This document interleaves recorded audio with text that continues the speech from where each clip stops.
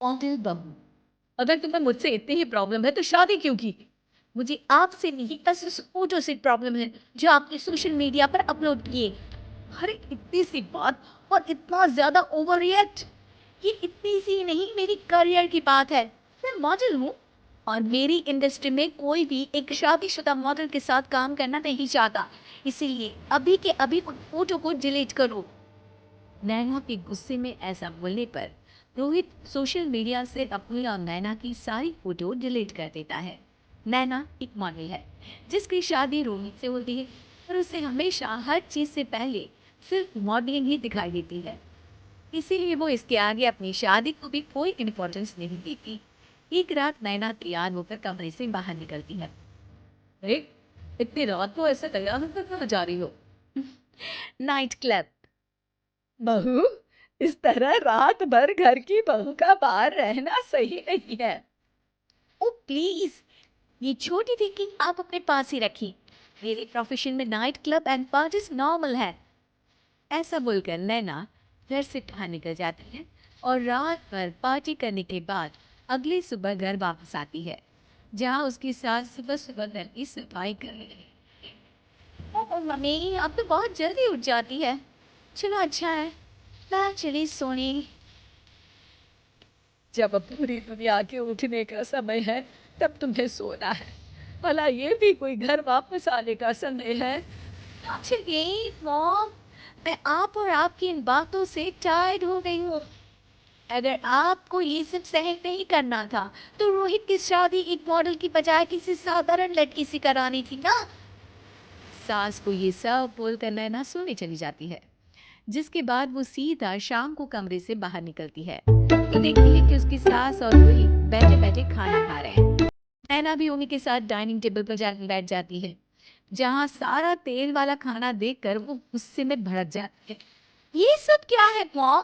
आपको पता है ना कि मैं एक मॉडल हूँ और मुझे अपना फिगर मेंटेन करने के लिए हेल्दी फूड ही खाना होता है, नॉट लाइक यू। फिर भी आपने सारे खाने में तेल ही तेल भर दिया।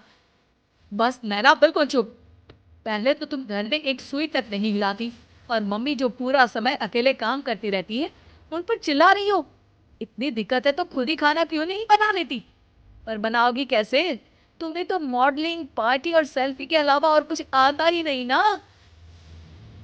मेरे भैया भाभी ने मुझे आज तक किसी काम के लिए नहीं बोला। मैंने जब जो मांगा वो मिला और इन्हें देखो, खाने के नाम पर कितनी बातें सुना दी। बस बहुत हुआ, मुझे अब यहाँ नहीं रहना।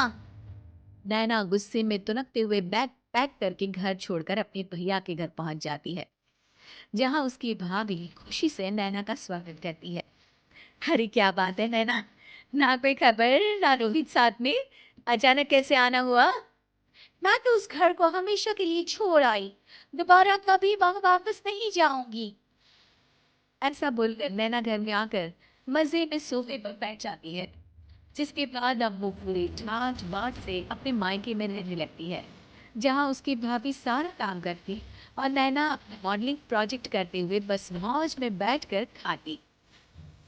नैना, आखिर बताओ तो सही कि तुम्हारे ससुराल में ऐसा क्या हुआ जो तुम्हें घर छोड़ना पड़ा? बस उन्हें मेरा लेट नाइट पार्टी जाना और कोई काम ना करना पसंद नहीं था, तो मैंने बोला छोड़ दिया और यहाँ आ गई।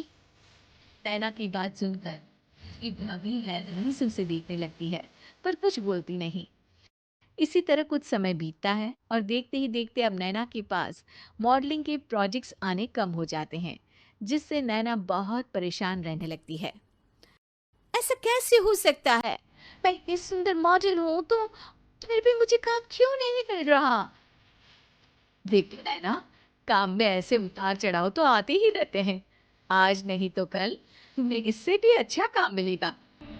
तब तक अगर तुम चाहो तो घर में खाली बोर बैठने से अच्छा है कि मेरी मदद कर सकती हो। नैना पहले तो घर के काम का नाम सुनकर नाक चढ़ रही है, लेकिन फिर कुछ दिनों तक कोई काम न होने पर वो अपने आप भाभी की मदद करने पहुंच जाती है।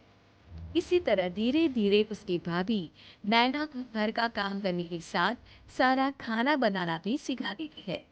एक रात नैना और उसके भैया भाभी साथ बैठकर डिनर कर रहे होते हैं।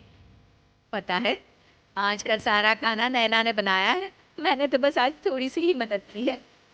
मानना पड़ेगा नैना, खाना तो बहुत स्वादिष्ट है। आखिर तेरी बहन मल्टी टैलेंटेड जो है, मॉडलिंग और घर दोनों एक साथ बखूबी संभाल सकती है।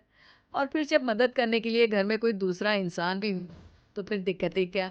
मेरी बहन चाहे तो उसके लिए कुछ भी इम्पॉसिबल नहीं है। भैया की बात सुनकर नैना अपनी सास और रोहित की याद आ जाती है।